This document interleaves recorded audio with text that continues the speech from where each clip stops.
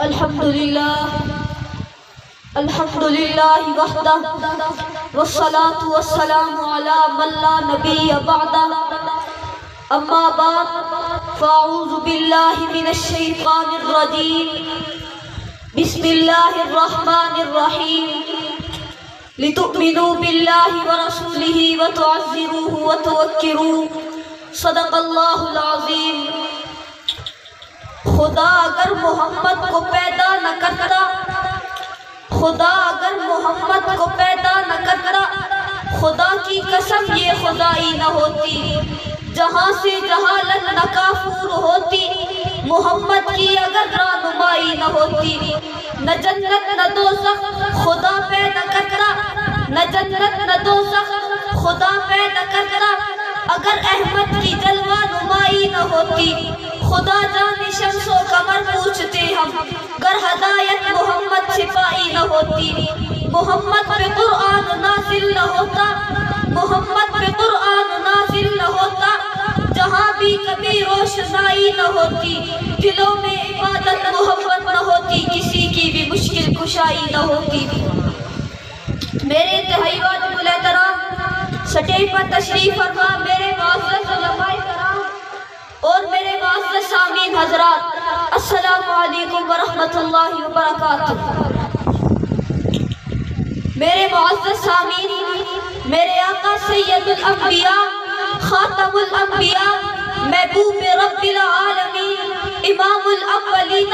والآخرین رحمت للعالمین وہ عظیم انسان ہے، ہاں وہ کریم انسان ہے جو سب انسانوں سے اشرف بھی، افضل بھی، اکمل بھی، اعلیٰ بھی، والا بھی، جن کا نامی نام تورات میں کتاب، انجیل میں فاروق، زبور میں عاقب، اتنا ہی بس نہیں، اگر آگے چلوں تو پہلے آسمان میں احمد، دوسرے آسمان میں مجتبیٰ، تیسرے آسمان میں مرتضیٰ، چوتھے آسمان میں مجدی، پانچویں آسمان میں مجیب، چھٹے آسمان میں بزر، ساتویں آسمان میں مکرم موجود ہے۔ آگے چل تو عرش بری پر حبیب اللہ، کرسی کے پیشانی پر رسول اللہ، لوح محفوظ پر صفی اللہ۔ اے شمع رسالت کے پروانوں، میرے محبوب پیغمبر کی تعریف ملائکہ نے کی، جنات نے کی، اولیاء نے کی، اتقیاء نے کی، درختوں نے کی، پتھروں نے کی، شرق والوں نے کی، غرب والوں نے کی، اپنوں نے کی،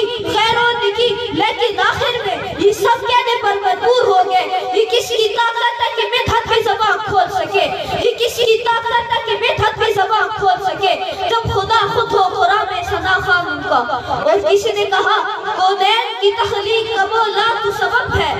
کونین کی تخلیق کا مولا تو سبب ہے، اسلام کا مفہوم تیرے در کا ادب ہے، اسلام کا مفہوم تیرے در کا ادب ہے۔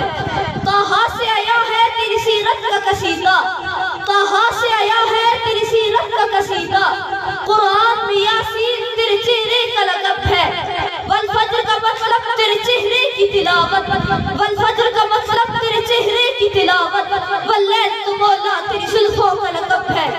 چنانچہ قرآن کہتا ہے آپ مصطفیٰ ہیں، ان اللہ اصطفیٰ آدم و نوح و آل ابراہیم، آپ مصطفیٰ ہیں، ولیکن اللہ یجتبی من رسلہ من یشاء، آپ احمد ہیں، ومبشرا برسول یأتی من بعد اسمہ احمد، آپ محمد ہیں، محمد الرسول اللہ، آپ یاسین ہیں، یاسین والقرآن الحکیم، آپ طٰہٰ ہیں، طٰہٰ ما انزلنا علیک القرآن لتشقیٰ، آپ کمری والے ہیں، یا ایھا المزمل، آپ چادر والے ہیں، یا ایھا المدثر، آپ روشن چراغ ہیں، وسراجا منیرا، آپ سرائے پائے ہدایت ہیں، وإنہ لہدی ورحمۃ للمؤمنین، آپ معلم کتاب ہیں، ویعلم الکتاب والحکمہ، آپ نبی امی ہیں، الذین یتبعون الرسول النبی الامی، آپ شاہد ہیں، انا ارسلناک شاہدا، آپ بشیر و نذیر ہیں، بشیر و نذیرا، آپ معلم کتاب ہیں، ویعلمہ الکتاب والحکمہ،